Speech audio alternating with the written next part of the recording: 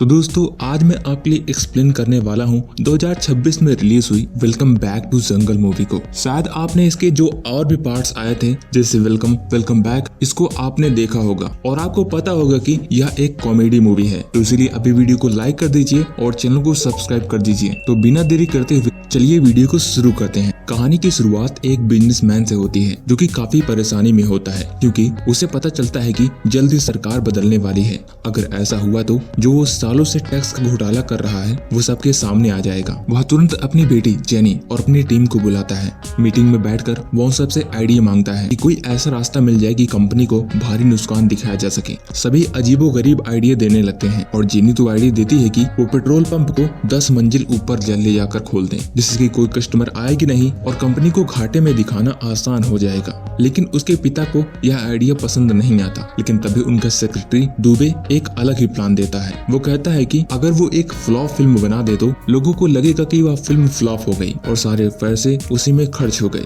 यह बात उन्हें काफी ज्यादा पसंद आती है। वह तुरंत दुबे को किसी डायरेक्टर की तलाश करने को कहते हैं। दुबे की तलाश करने के बाद उसकी मुलाकात 2 डायरेक्टर से होती है जो कि काफी ज्यादा अपनी जिंदगी में परेशान थे। उनमें से एक का नाम देव था, दूसरे का नाम दास। दुबे तुरंत उन्हें उठाकर अपने मालिक से मिलवाता है जहाँ जेनी फिल्म का बजट सुनाकर सभी को चौंका देती है। वो बताती है कि उनकी फिल्म का पूरा बजट 2000 करोड़ रुपए है। यह सुनकर देव और दास के होश उड़ जाते हैं। इतनी बड़ी रकम देखकर वह दोनों फिल्म बनाने के लिए हामी भर देते हैं। लेकिन सबसे बड़ी चुनौती यह थी कि फिल्म के लिए हीरो कौन रहेगा। दास एक अभिनेता का नाम सुझाता है जो कभी सुपरस्टार हुआ करता था लेकिन अब उसका करियर पूरी तरह खत्म हो चुका है। उसका नाम था राजीव। जब जेनी और उसकी टीम राजीव से उसकी फीस पूछती है तो वो झिझकते हुए बोलता है सिर्फ 50। दरअसल उसका मतलब 50 लाख था। लेकिन जेनी समझ बैठती है कि 50 करोड़ रुपए मांग रहा है। वो बिना किसी सवाल किए रकम को मंजूर कर लेता है। यह देखकर राजीव और उसका मैनेजर दोनों हैरान रह जाते हैं। साथ ही साथ वह एक शर्त भी रखता है। बताता है कि उसे 50 करोड़ रुपए में से कुछ एडवांस पैसे चाहिए शूटिंग से पहले। जिनी जल्दी से हिसाब लगाती है और उसे कुछ करोड़ रुपए दे देती है। इसके बाद राजीव का मैनेजर देव और दास को उसकी प्राइवेट जिंदगी का एक राज बताता है। वह कहता है कि राजीव अब रोमांटिक फिल्मों से नफरत करता है क्योंकि 5 साल पहले उसकी जिंदगी में एक बड़ा हादसा हुआ था। उस समय राजीव और एक मशहूर एक्ट्रेस नादिया एक दूसरे से प्यार करा करते थे। लेकिन एक दूसरी हीरोइन भी थी जो कि राजीव को हासिल करना चाहती थी। उसने दोनों के बीच लड़ाई करवाई और एक ऐसी गलतफहमी दोनों के बीच हुई कि उन दोनों का रिश्ता खत्म हो गया। इसी बीच देव और दास की मुसीबत बढ़ जाती है। उन्हें लगातार रोमियो नाम के एक व्यक्ति का फोन आ रहा था लेकिन वे हर बार कॉल को काट देते थे। आखिरकार रोमियो खुद अपने साथी अन्ना के साथ उनके सामने पहुंच जाता है। तब पता चलता है कि रोमियो और अन्ना शहर के सबसे खतरनाक डॉन थे और देव और दास ने उनसे 5.5 लाख रुपए का उधार लिया है जो कि अभी तक उन्होंने वापस नहीं किया है। दोनों डायरेक्टर उन्हें भरोसा दिलाते हुए कहते हैं कि जैसे ही फिल्म कंप्लीट होती है वो पैसे लाकर उन्हें दे देंगे। लेकिन इस बार रोमियो और अन्ना पैसे लेने से इनकार कर देते हैं। वे कहते हैं कि हमें इस फिल्म में एक रोल चाहिए, वो भी हीरो का रोल। मजबूरी में देव और दास उनकी बात मान लेते हैं। दूसरी तरफ राजीव अपने पिता को याद करके भावुक हो जाता है। उसके पिता भारतीय सेना के अधिकारी थे जो 15 साल पहले एक खतरनाक मिशन पर गए थे लेकिन आज तक उनका कोई पता नहीं चला। राजीव को उम्मीद थी कि किसी दिन उसके पिता जरूर लौटेंगे। कुछ समय बाद फिल्म की पूरी कास्ट एक जगह पर इकट्ठा हो जाती है। वहाँ राजीव पहले से ही मीडिया बुला लेता है और उनके सामने नाटक करता है कि अरे यार तुम सबको लोकेशन मेरी कौन बता देता है, हमेशा मेरे पीछे ही पड़े रहते हो। अब वो वहाँ ऐसा दिखा रहा था जैसे कोई वो बड़ा एक्टर हो। अभी अन्ना और रोमियो दोनों वहाँ पहुँच जाते हैं। वो दोनों खुद को फिल्म का असली हीरो समझ रहे थे जबकि वहाँ पर राजीव खुद को सबसे बड़ा स्टार मान रहा था। इसी बात को लेकर तीनों के बीच में तीखी बहस हो जाती है। हालात बिगड़ते देखकर दोनों डायरेक्टर आते हैं और सभी को शांत कराते हैं। वे बताते हैं कि फिल्म शुरू होने से पहले सभी कलाकारों को आर्मी की एक स्पेशल ट्रेनिंग लेनी होगी क्योंकि यह फिल्म सेना पर आधारित है। ट्रेनिंग की जिम्मेदारी एक बेहद सख्त महिला को दी जाती है। वो सिर्फ कलाकारों को ही नहीं बल्कि डायरेक्टर, कैमरामैन और उसकी पूरी यूनिट को ट्रेनिंग लेने के लिए मजबूर कर देती है। हर दिन उन्हें बंदूक चलाना, बम फेंकना और युद्ध के दौरान बचाव करना, इन सभी के बारे में सिखाया जाता है। ट्रेनिंग के खत्म होने के बाद फिल्म की शूटिंग शुरू होती है। बिजनेसमैन का मकसद सिर्फ ज्यादा से ज्यादा पैसे खर्च करना था, इसलिए फिल्म के लिए एक बड़ा सा सेट तैयार किया जाता है। इसी दौरान उन्हें पता चलता है कि फिल्म में जेनी और नादिया ये दोनों हीरोइन हैं। दरअसल जेनी के पिता को पूरा विश्वास था कि अगर उनकी बेटी फिल्म में रोल करेगी तो वो पक्का मूवी बेकार ही बनेगी। वहीं नादिया ने एक खास शर्त पर फिल्म साइन की की थी। उसने साफ कह दिया था कि वो फिल्म में राजीव को नहीं बल्कि रोमियो और अन्ना के साथ रहेगी। शूटिंग के शुरू होते ही सेट पर रोज की तरह नया तमाशा होने लगता है। राजीव, रोमियो और अन्ना हर समय लड़ा करते थे, सबसे ज्यादा स्क्रीन टाइम किसे मिलेगा, असली हीरो कौन है। इसी के बीच इन सभी के बीच में बहस होती रहती है। इसी बीच राजीव के किरदार की मौत दिखाई जानी थी और देव और दास नादिक को समझाते हैं कि जैसे ही राजीव का किरदार मर जाए उसे तुरंत अन्ना को गले लगा लेना है। लेकिन जैसे ही राजीव को पता चलता है कि क्लाइमैक्स में उसके किरदार की मौत दिखाई जाएगी, वह साफ मना कर देता है। उसका कहना था कि वह किसी भी हालात में स्क्रीन पर मरने वाला नहीं है। शूटिंग शुरू होती है और स्क्रिप्ट के मुताबिक उस पर गोलियों की बारिश होती है, लेकिन हर बार मरने की बजाय वह उठकर फिर फायरिंग करने लगता है। अब बताओ ये कौन सा सेंस हुआ।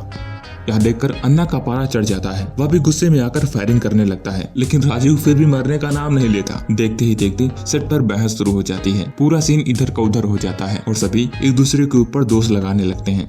असल में यह क्लाइमेक्स का आखिरी सीन था, इसलिए शूट खत्म होते ही पूरे सेट को धमाके से उड़ाने की तैयारी की गई होती है। दास तुरंत दुबे से कहता है वह टेक्नीशियन को बम ब्लास्ट करने से रोके क्योंकि सीन अभी पूरा नहीं हुआ, लेकिन दुबे का इशारा टेक्नीशियन गलत समझ लेता है। उसे लगता है कि बम ब्लास्ट करना है और अगले ही पल जोर का धमाका हो जाता है और वह करोड़ों रुपए का सेटअप पल भर में मलबे में बदल जाता है। इसी अफरा तफरी के बीच दुबे के पास फिर से बिजनेसमैन का फोन आता है। वह घबराई हुई आवाज में कहता है उसके घर और ऑफिस पर इनकम टैक्स की रेड पड़ चुकी है, सारी संपत्ति और पैसा जब्त कर लिया गया है, इसीलिए अब उसकी आखिरी उम्मीद इसी फिल्म पर है। अगर यह फिल्म हिट नहीं हुई तो पूरा पैसा बर्बाद हो जाएगा। ये खबर सुनते ही पैरों तले जमीन खिसक जाती है दुबे की। एक तरफ फिल्म अधूरी थी और दूसरी तरफ क्लाइमैक्स वाला सीन पहले से ही उड़ चुका था। अब समस्या यह थी कि आखिरी सीन आखिरकार कैसे शूट किया जाएगा। तभी यूनिट का एक टेक्नीशियन एक सुझाव देता है। वह बताता है कि आजादगंज नाम के एक गाँव में बिल्कुल ऐसा ही सेट बनाया गया है। अगर वे वहाँ जाकर शूटिंग करे तो क्लाइमैक्स आसानी से पूरा हो सकता है। उनके लिए सबसे अच्छी बात यह थी कि वहाँ पर किसी भी तरह का किराया और खर्च नहीं देना पड़ेगा। यह सुनकर दुबे के चेहरे पर फिर से उम्मीद लौट आती है। वह तुरंत फैसला कर लेता है कि उसकी टीम अगले ही दिन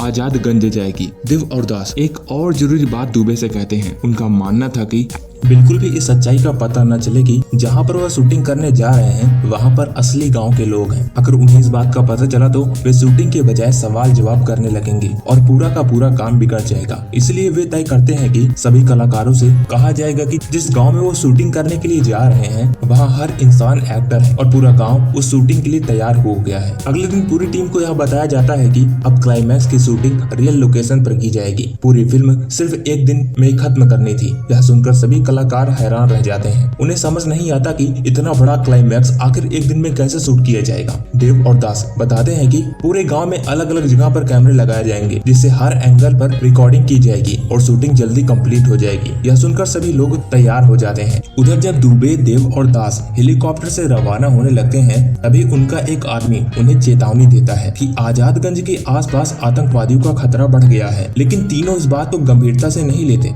उन्हें लगता है कि ऐसे आतंकी रोज रोज वहां नहीं आते होंगे। इसी भरोसे के साथ पूरी टीम हॉस्पिटल में बैठकर गांव के लिए निकल पड़ती है। अब कहानी का फोकस आजादगंज पर आता है। यह गांव पिछले 20 साल से सतारा नाम के एक आतंकवादी के कब्जे में था। उसने पूरे गांव को बंधक बना लिया था ताकि सरकार उसकी मांगे पूरी कर सके। वह सरकार को धमकी भी देता है अगर शाम 5:30 बजे तक उसके साथियों को रिहा नहीं किया गया तो वो सभी गाँव वालों को मौत की घाट उतार देगा। गाँव में जुया नाम की एक बहादुर महिला भी रहती थी। सतार पहले से उसके पति की हत्या कर चुका था। अब वो चाहता था कि जुया उसकी बात माने और उसके साथ चले, लेकिन जुया हर हाल में उसका विरोध करती थी। उसके साथ उसकी बेटी भी थी जिसका नाम उर्फी था। पूरे गांव के लोग बस एक ही उम्मीद थी, किसी दिन भारतीय सेना आएगी और उन्हें इस नरक से बाहर निकालेगी। कुछ ही देर बाद शूटिंग के लिए टीम वहां पर पहुंच जाती है और सभी आर्मी की वर्दी में होते हैं क्योंकि फिल्म की शूटिंग करने के लिए वे सब अपनी पूरे गेटअप में आए थे। गांव वाले जैसे उन्हें देखते हैं उनकी आंखों में उम्मीद की चमक लौट आती है। उन्हें यकीन हो जाता है कि आखिरकार भारतीय सेना उनकी जान बचाने के लिए आ गई है। दूसरी तरफ सतारा को जब यह खबर मिलती है तो कि गांव में आर्मी अफसर पहुंच चुके हैं तो वह तुरंत अपने आदमियों को आदेश देता है कि इन सभी को खत्म कर दिया जाए। गाँव वाले खुशी और गुस्से में उन सभी कलाकारों के पास पहुँचते हैं। वे शिकायत करने लगते हैं कि सेना आखिर इतने सालों के बाद उनकी मदद करने के लिए क्यों क्यों आए हैं। लेकिन देव और दास और बाकी कलाकारों को लगता है कि ये सब फिल्म का हिस्सा होने वाला है। सभी अपनी अपनी एक्टिंग कर रहे थे क्योंकि चारों तरफ कैमरे लगे हुए थे। सभी कलाकार अपने किरदार में पूरी तरह घुस जाते हैं और उसी हिसाब से अपने अपने डायलॉग्स बोलने लगते हैं। गाँव वालों ने बताते हैं सितारा रोज उन पर जुल्म करता है। अभी कुछ देर पहले उसने एक लड़के को बुरी तरह पीटा क्योंकि उसने उस कुएं से पानी पी लिया था जहाँ से पानी पीने की इजाजत नहीं थी। इधर देव और दास को लगता है कि क्लाइमैक्स लगभग पूरा हो चुका है, बस आखिरी फाइट बाकी है। दास कहता है अब उन्हें एक विलन की जरूरत है ताकि हीरो उससे लड़कर फिल्म को खत्म कर सके। संयोग से उसी समय सितारा भी वहां पर पहुंच जाता है। उन्हें देखकर देव को लगता है कि यह नकली विलन उनके लिए सही रहेगा। वह तुरंत राजीव, रोमियो और अन्ना से कहता है अब तुम्हारे सामने फिल्म का विलन है। वे तीनों बिना डर के उस आतंकवादी के ऊपर टूट पड़ते हैं और उनकी जमकर पिटाई कर देते हैं। अचानक हुए हमले पर सितारा के आदमी बिल्कुल तैयार नहीं होते। वे पूरी तरह घायल हो जाते हैं और अपनी जान बचाकर वहां से भाग निकलते हैं। आतंकवादियों को भागता देखकर पूरे गांव में खुशी की लहर दौड़ जाती है। गांव वालों सालों के बाद पहली बार जश्न मनाने लगते हैं क्योंकि उन्हें लगता है कि भारतीय सेना ने आखिरकार उनका उद्धार कर दिया है। लेकिन यह खुशी उनके लिए ज्यादा देर तक नहीं टिकती। जैसे सितारा को अपने आदमियों की हार की खबर मिलती है, वह खुद भारी हथियारों और अपनी फौज के साथ गाँव पहुँच जाता है। राजीव को अभी भी लग रहा था यह सब एक शूटिंग का हिस्सा होगा। इसी वजह से वह सितारा के सामने भी हीरो वाले स्टाइल वाले डायलॉग लंबे लंबे बोलने लगता है। लेकिन सितारा कोई अभिनेता नहीं था बल्कि असली आतंकवादी था। वह बिना बदकपल गवाए रोमियो पर गोली चला देता है। गोली रोमियो को छूते हुए निकल जाती है लेकिन बार बार उसके शरीर से खून बहने लगता है। तभी पहली बार सभी लोगों को एहसास होता है कि यहाँ कोई शूटिंग नहीं बल्कि एक जंग चल रही है। रोमियो के शरीर से लगातार सचमुच का खून बहता देखकर सभी के होश उड़ जाते हैं। तभी उसे समझ आ जाता है सितारा के हाथ जो हथियार है वो कोई नकली गन नहीं है बल्कि असली गन है। और सभी को आखिरकार समझ आ जाता है कि वे कोई नकली एक्टर नहीं बल्कि आतंकवादी हैं, वो भी असली वाले। इसके बाद वे सभी बाकी की टीम को सावधान कर देते हैं। हालांकि राजीव अभी भी इस सच्चाई से अनजान था। वह लगातार अपने डायलॉग बोल रहा था। जैसे ही राजीव को इस बात का पता चलता है उसका कॉन्फिडेंस भी डाउन हो जाता है। वह डर से कांपने लगता है। अपनी जान बचाने के लिए राजीव सितारा के सामने हाथ जोड़कर उसे समझाने लगता है कि वे लोग यहाँ पर फिल्म की शूटिंग करने आए थे। उन्हें लग रहा था कि सितारा और उसके आदमी सिर्फ शूटिंग के आदमी हैं, इसलिए उन्होंने जो कुछ भी किया सिर्फ एक्टिंग समझ कर किया। अपनी बात कहकर वो वहीं पर डांस करने लगता है, फिल्मी गीत गाने लगता है और मजेदार हरकतें करने लगता है। उसकी हरकतों को देखकर सितारा को यकीन हो जाता है कि वे लोग सचमुच में फिल्म के इंडस्ट्री से जुड़े कलाकार हैं। इसके बाद भी वह उन्हें मारने की कोशिश करता है लेकिन बीच में जोया आ जाती है। वह सितारा से विनती करती है कि इन बेगुनाह लोगों की जान बख्श दी जाए। बदले में जोया उनके साथ चलने को तैयार हो जाती है। जोया की यह बात सुनकर सितार के लोग बाकी लोगों को छोड़ देते हैं। राजीव और उसकी टीम वहां से निकलने लगती है लेकिन अन्ना, रोमियो और देव का दिल नहीं मानता। उनका कहना था कि वे लोग गांव वालों को मुश्किल में छोड़कर नहीं जा सकते। दूसरी तरफ राजीव उसे समझाता है कि अगर वे रुके तो सभी लोग मारे जाएंगे। इसके बावजूद अन्ना, रोमियो और उसके कुछ साथी गाँव में रुकने का फैसला कर लेते हैं। तभी जोया राजीव के पास आती है और उससे एक आखिरी गुजारिश करती है। वह कहती है कि शायद वह अपनी किस्मत का समझौता कर लेगी लेकिन उसकी छोटी सी बेटी है उर्फी, उसे यहाँ से निकालना होगा। राजीव उसकी बात मान जाता है और उर्फी को अपने साथ ले जाने लगता है। माँ से अलग होते हुए उर्फी फूट फूट कर रोने लगती है। तभी पता चलता है कि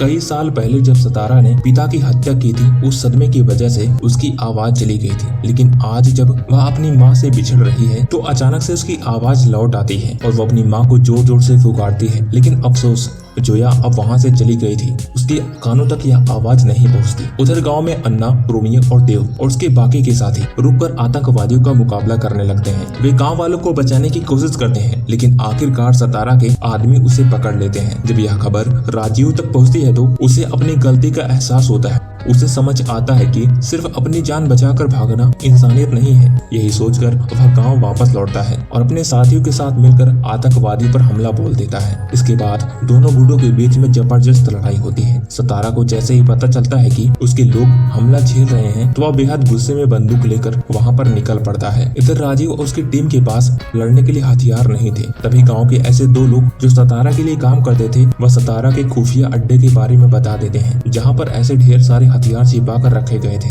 सभी लोग तुरंत वहाँ पहुँचते हैं। वहाँ पर ढेर सारे खतरनाक हथियार रखे हुए थे और सभी एक एक करके एक एक हथियार उठा लेते हैं। गोदाम के नीचे एक तहखाने में आवाजें सुनाई देती हैं। जब वे दरवाजा खोलते हैं तो अंदर भारत के 3 सैनिक को कैद करके रखा गया था। वे बताते हैं कि सतारा ने पिछले 15 सालों से यहीं बंद करके रखा है। उन्हीं अधिकारियों में से एक राजीव के पिता भी होते हैं। अपने पिता को जिंदा देखकर राजीव बहुत ही खुश हो जाता है, लेकिन उसे जानकर गहरा सदमा लगता है कि उसके पिता की जीभ काट दी गई है। अब इसी वजह से वह ठीक से बोल नहीं पा रहे थे। राजीव के पिता तुरंत वॉकी टॉकी के जरिए भारतीय सेना से संपर्क करते हैं। वे उन्हें बताते हैं कि वे गांव वालों को लेकर 20 मिनट के अंदर सीमा तक पहुंच जाएं। जैसे ही गांव के सभी लोग यहां से निकल जाएं, ऊपर से एयर स्ट्राइक कर दी जाए ताकि सतारा उसके सारे आतंकी को एक साथ ही खत्म कर सकें। तुरंत ही बॉर्डर खोलने की तैयारी कर दी जाती है। इसके बाद राजीव अपने पिता और बाकी के साथियों और गांव वालों को लेकर बॉर्डर के बाहर निकल जाता है। इस बीच राजीव के पिता अपनी उम्र की परवाह किए बिना उन सभी आतंकवादियों का सामना करते हैं। तभी खुलासा होता है कि अभी तक यह गाँव पीओके के इलाके में फंसा हुआ था, लेकिन सुरक्षित पहुंचने के बाद जोया अपनी बेटी उर्फी को ढूंढती है जो वो कहीं दिखाई नहीं दे रही थी। दूसरी तरफ राजीव को एहसास होता है कि उनके पिता उनके साथ नहीं है। तभी पता चलता है कि सतारा उर्फी को दोबारा पकड़ चुका था और राजीव के पिता उसे बचाने के लिए उसके पीछे गए थे। इसी बीच लड़ाकू विमान ने उड़ान भर दी थी और कुछ ही मिनट पर हवाई हमला भी होने वाला था। राजीव और जोया वापस जाना चाहते थे, लेकिन सेना और गाँव वालों ने उन्हें रोक दिया। उधर सतारा और राजीव के पिता के बीच आखिरी मुकाबला हो जाता है। लड़ाई के दौरान राजीव के पिता उर्फी को वहां से भाग जाने को कहते हैं। उर्फी किसी तरह वहां से निकल भागती है, जबकि सतारा सिवा अकेले भिड़ जाते हैं। लड़ाई के बाद सतारा को बुरी तरह घायल कर देते हैं और आखिरी समय में वहां से निकलने में सफल हो जाते हैं। अगले ही पर पूरा इलाका जोरदार धमाके के साथ दहल उठता है और एयर स्ट्राइक में सतारा हमेशा के लिए मारा जाता है। कुछ देर बाद उर्फी सुरक्षित अपने माँ के पास लौटती है और अपनी बेटी को जिंदा देखकर जोया की खुशी का बिल्कुल भी ठिकाना नहीं था। वहीं राजीव को लगता था कि उसने अपने पिता को दोबारा खो दिया। तभी धुएं के बीच में पिता सुरक्षित बाहर निकलते हुए दिखाई देते हैं। उन्हें देखकर राजीव दौड़कर उनसे लिपट जाता है और आखिरकार वह गांव आजाद हो जाता है। आखिरी में दिखाया जाता है जिस फिल्म की शूटिंग करने के लिए वे लोग वहां पर गए थे, वह फिल्म भी पूरी हो चुकी थी। फिल्म रिलीज होने के बाद जबरदस्त हिट होती है। फिल्म में इतनी ज्यादा कमाई होती है कि बिजनेसमैन की सारी आर्थिक परेशानियां खत्म हो जाती है और इसी के साथ यह मूवी यहीं पर खत्म हो जाती है। तो दोस्तों, मैं उम्मीद करता हूँ कि आप यह कहानी पसंद आई होगी। अगर वीडियो पसंद आई हो तो वीडियो को लाइक करें और चैनल को सब्सक्राइब करें और ऐसे बेहतरीन कंटेंट आपको हमारे चैनल पर देखने को मिल जाएंगे, तो उन्हें चेकआउट करना बिल्कुल मत भूलिएगा। बाकी मिलता है किसी और कहानी और इंटरेस्टिंग स्टोरी के साथ। तब तक के लिए till then take care, bye bye.